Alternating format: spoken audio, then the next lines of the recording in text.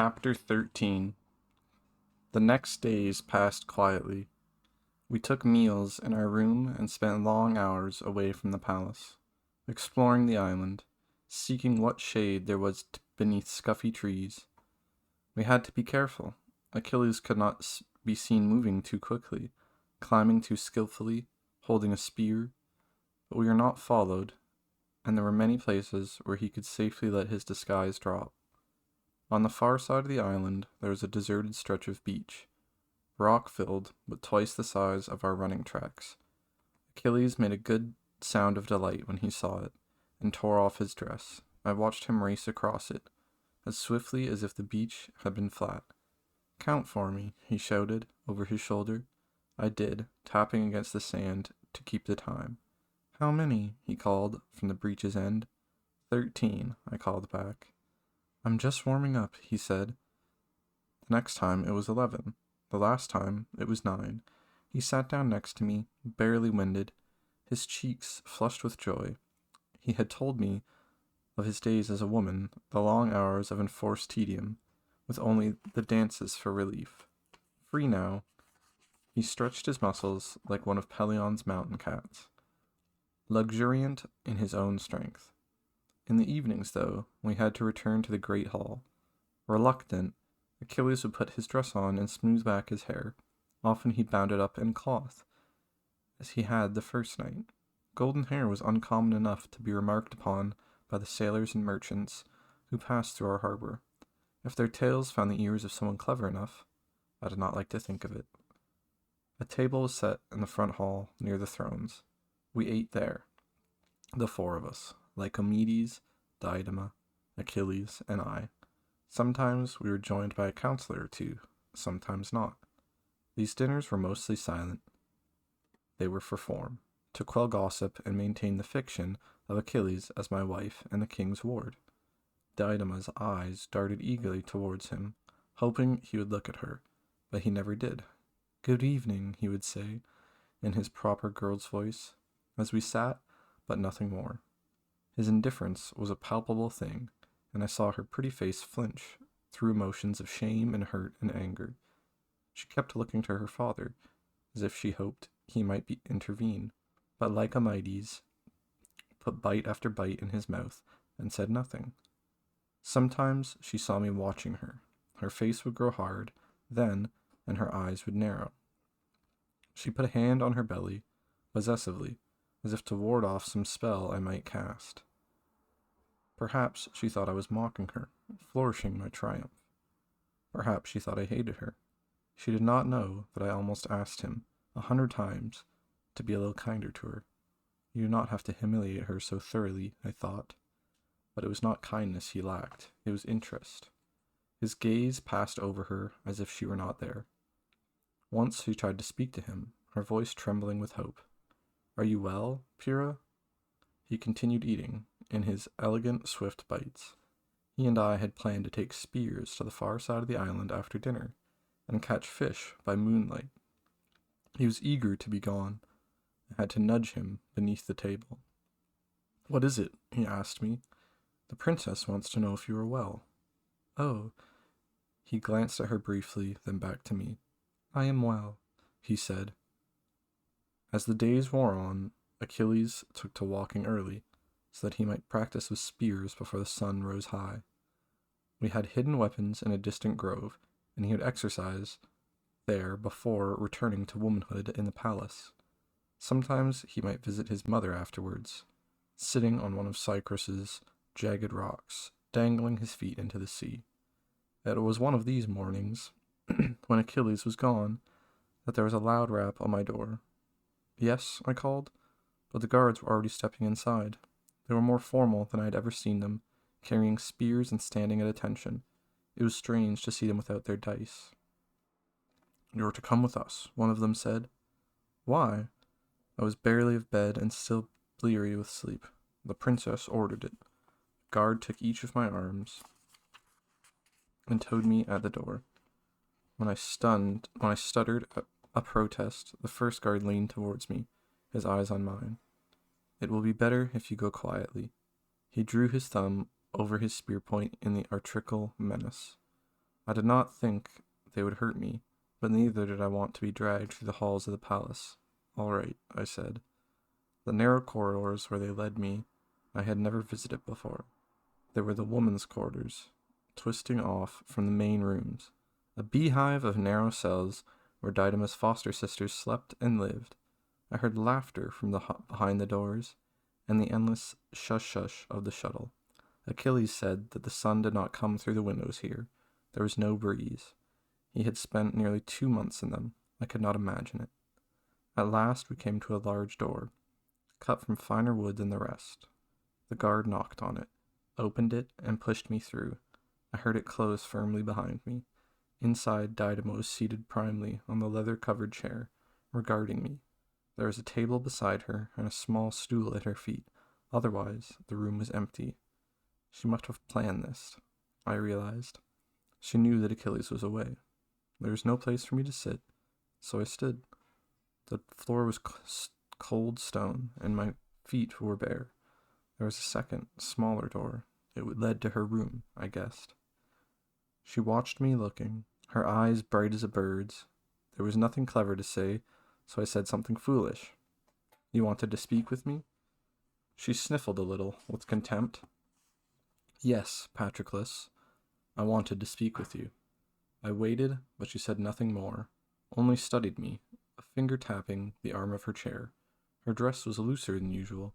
She did not have it tied across the waist as she often did, to show her figure. Her hair was unbound and held back at the temples with carved ivory combs. She tilted her head and smiled at me. You're not even handsome, that is the funny thing. You are quite ordinary. She had her father's way of pausing, as if she expected a reply. I felt myself flushing. I must say something. I cleared my throat. She glared at me. I have not given you leave to speak. She held my gaze for a moment, as if to make sure that I would not disobey, and then continued. I think it's funny. Look at you. She rose, and her quick steps ate up the space between us. Your neck is short.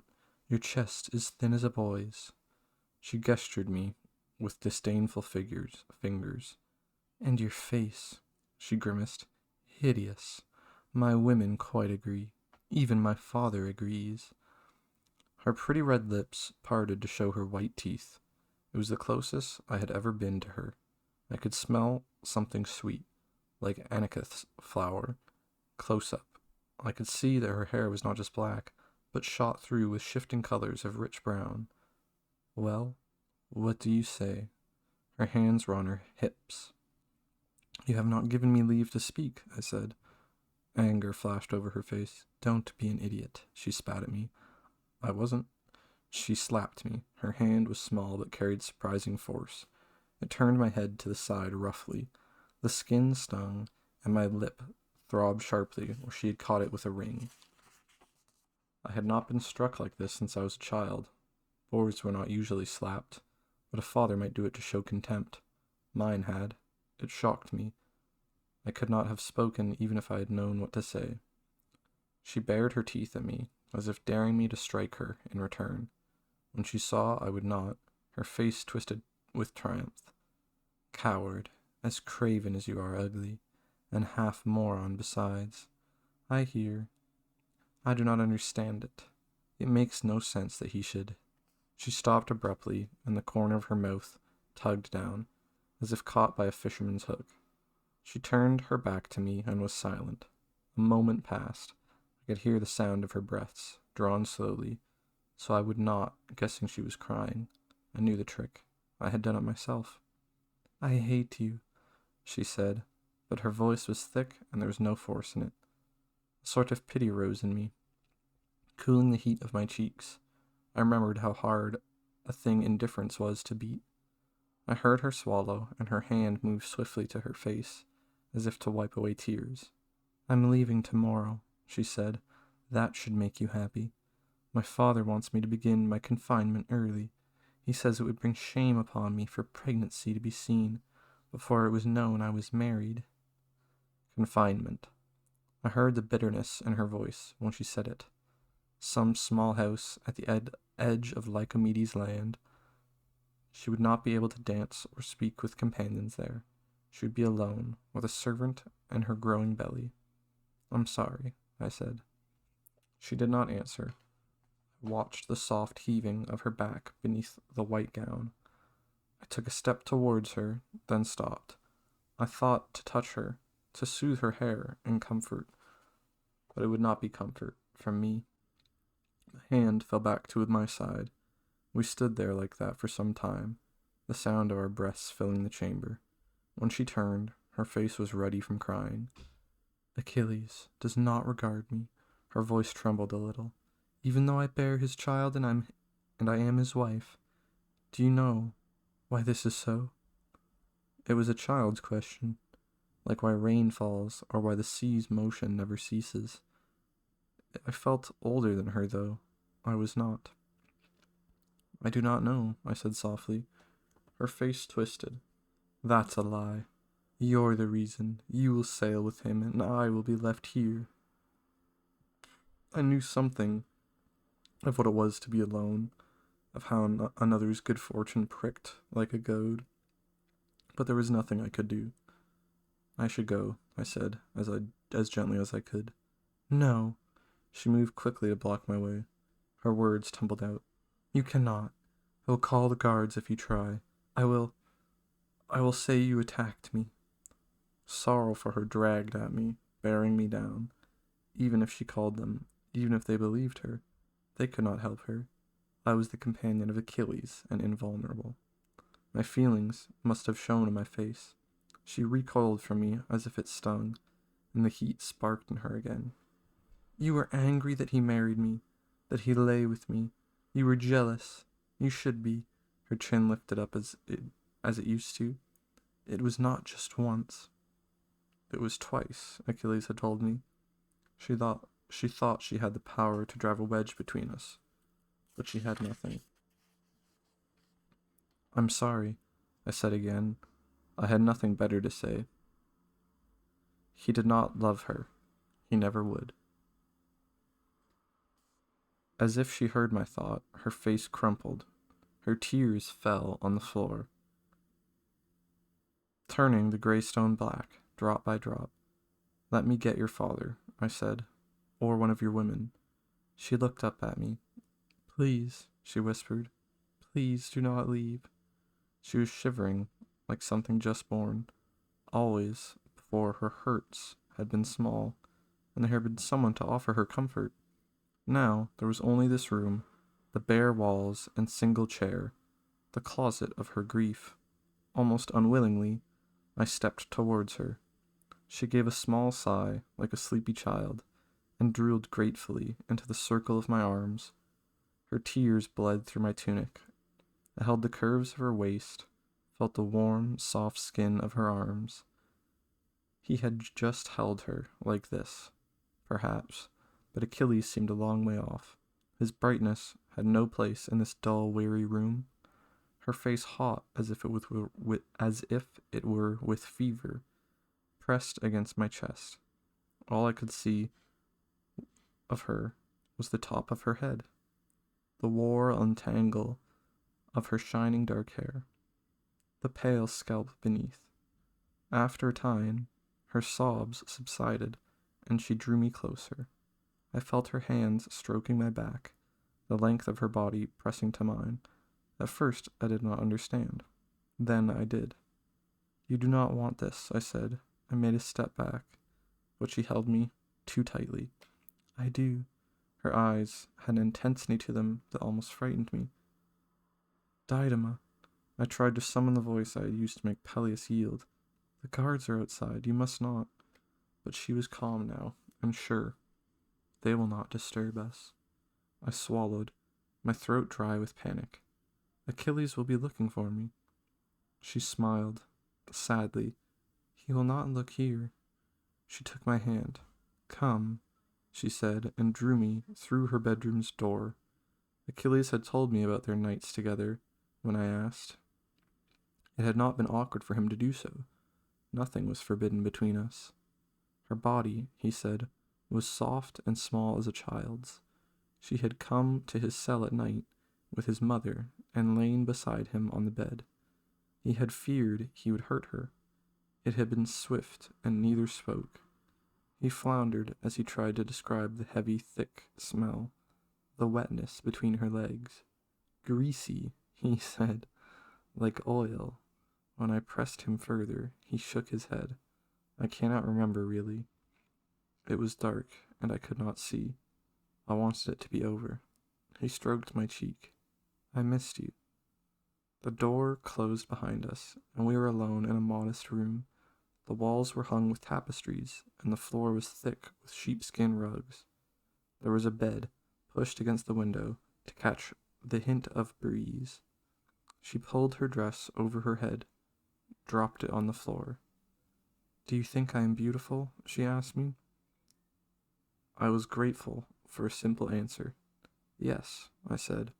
Her body was small and delicately made, with just the barest rise of belly where the child grew.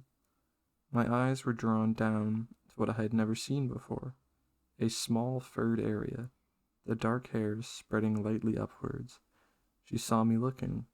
Reaching for my hand, she guided me to that place, which radiated heat like the embers of a fire. The skin that slipped against my fingers was warm and delicate, so fragile I was almost afraid I would tear it with my touch. My other hand reached up to stroke her cheek, to trace the softness beneath her eyes. The look in them was terrible to see. There was no hope or pleasure, only determination. Almost I fled, but I could not bear to see her face broken open with more sorrow, more disappointment. Another boy who could not give her what she wanted. So I allowed her hands, fumbling a little, to draw me to the bed, to guide me between her thighs where tender skin parted, weeping slow warm drops. I felt resistance and would have drawn back, but she shook her head sharply. Her small face was tight with concentration, her jaw set as if against pain. It was a relief for both of us when at last the skin eased, gave away. When I slipped into that sheathing warmth within her, I will not say I was not aroused. A slow, climbing tension moved through me. It was a strange, drowsy feeling, so different from my sharp, sure desires for Achilles. She seemed hurt by this, my heavy-lidded repose, more indifference.